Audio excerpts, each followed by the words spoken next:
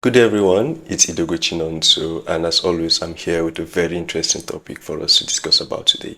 So today we'll be talking about one of Cartesi's newest products, which is the Cartesi coprocessor.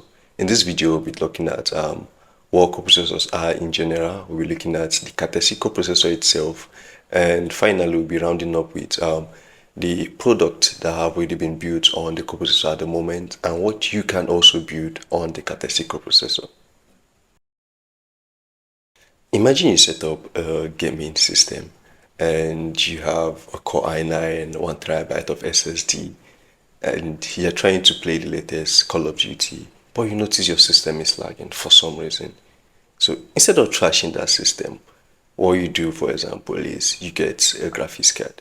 So you can either get an AMD or a NVIDIA graphics card and you add to that system, and voila, you're able to play Call of Duty more efficiently without any lag or any disruption on your system.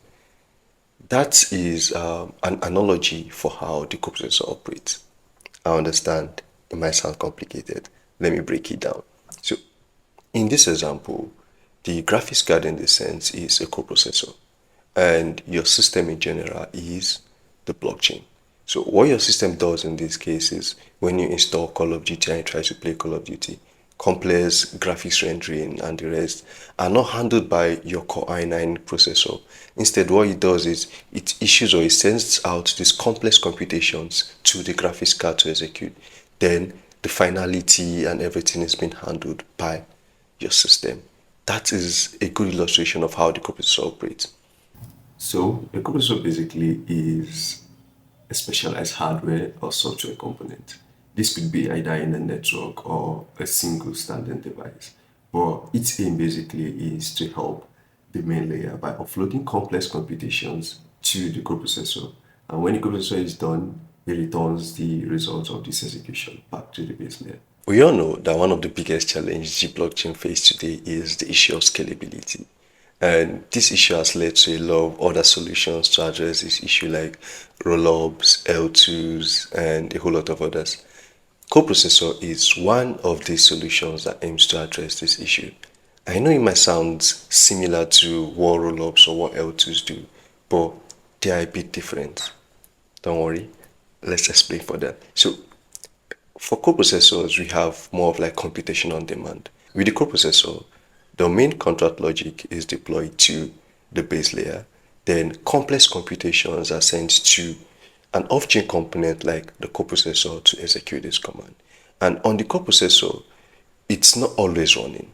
It's more of like it operates on demand. So when your logic on the base layer needs complex computation, it sends a request to the coprocessor. The coprocessor wakes up, executes this process, and returns the response back to the base layer.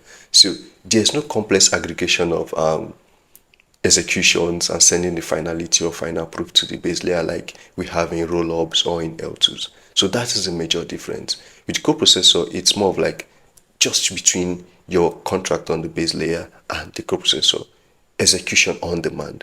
But with rollups or L2s, we have batching of transactions, sending to another external layer, then the finality of this batch transaction is what is being sent back to the base layer.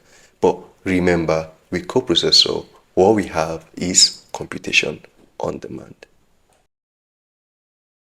I know the question on your mind at this moment is, how is Cartesi a coprocessor, or how does Cartesi achieve the status of a coprocessor? Hold on to that question, we'll get to that. Before we get to that question, I'd like us to talk about a very important component of the Cartesi coprocessor integration, which is eigenlayer. Eigenlayer is a mechanism that allows node operators or stakers in the Ethereum proof of stake consensus to restake their already staked ETH to secure other networks, other L2s, other oracles. That might sound complicated. Calm down. Let's break it down further. So, before now, node operators on Ethereum proof of stake consensus will need to bring in new set of Ether or new set of tokens to run the node and also stake in other protocols, other L2s, other oracles. But with Eigenlayer, they do not need to do so. An operator can bring in a set of funds, stake them on Ethereum, and at the same time reuse those staked ETH to stake on other L2s and other oracles. So with that, the barrier or the limitations of funds for node operators is greatly minimized, and other L2s, other oracles are able to borrow from the security of Ethereum. What the brilliant engineers at Cartesi did was to take the Cartesi VM, build a solid software around it that covers other functionalities that we might not be touching in this video. But the important thing to note from this video is that this Coprocessor operator software has the Cartesi VM in it. What they did was to take this software, then ask a set of operators on EigenLayer to run this software. Remember that this set of operators on EigenLayer already have ETH staked on the Ethereum proof of stake consensus, meaning we now have a set of operators on EigenLayer running the Coprocessor operator. What this means for developers is that since we have a set of operators running the Cartesi Coprocessor operator on EigenLayer, what you can do as a developer is you can divide your applications into two different sections or into two different components. The first component is the Solidity smart contract that is going to contain all your app logic and going to manage your application storage. Then the second section of this application is going to contain the complex logic that you do not want to run on-chain, but instead would like to run off-chain.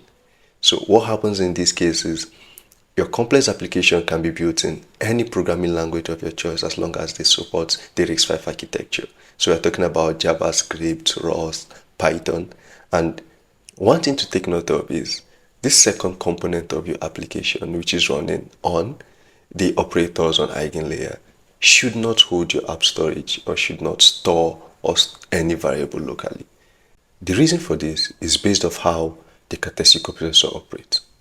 What actually happens is the Coprocessor operators on EigenLayer, on receiving a request from the first half of your contract, starts up the Cartesi VM, load the second half of your contract into that VM.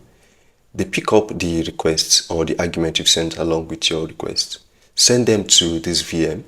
Then the second half of your contract executes any complex logic you've written out using those arguments, and the result of that computation is sent back to the first half of your contract on the base layer. And finally, the operators on EigenLayer shuts down the Cartesi VM, meaning the state of the machine is reset back to how it was initially, meaning there's no storage basically.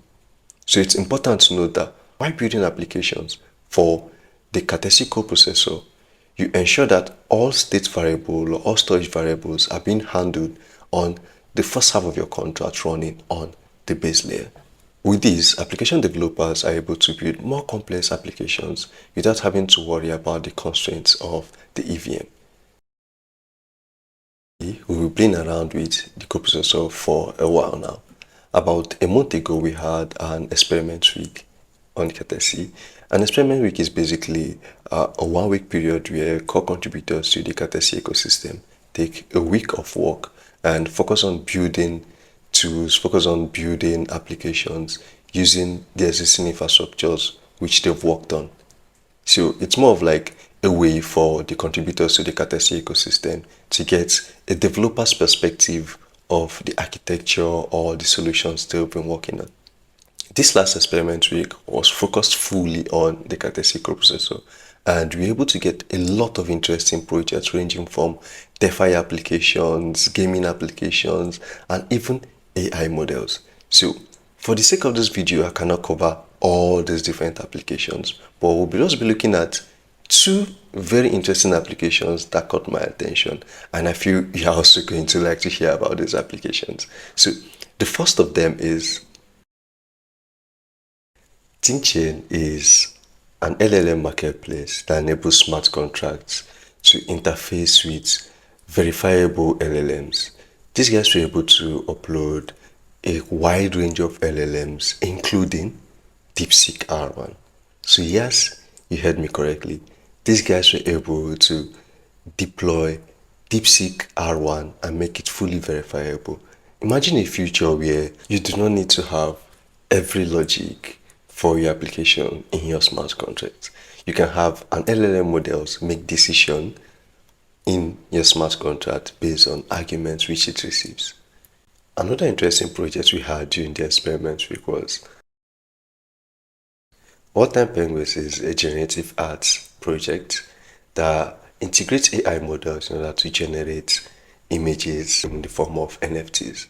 So imagine a future where smart contracts for games or just regular NFT contracts are able to call another smart contract that interfaces with an AI model to generate arts based on a user input. Even currently today, we have a lot of gaming projects that utilizes NFT as game characters or users avatar. So imagine if a user is now able to create their own character on chain by just specifying the description and attributes of their character. And this AI model is able to create a character for them, generate the CID for this character, and also send the results back to the game contract. And this game is now able to utilize this NFT CID as this metadata for a user's game character. These are just a few of the projects that were built during the Cartesi experiment week. The list goes on and on and on.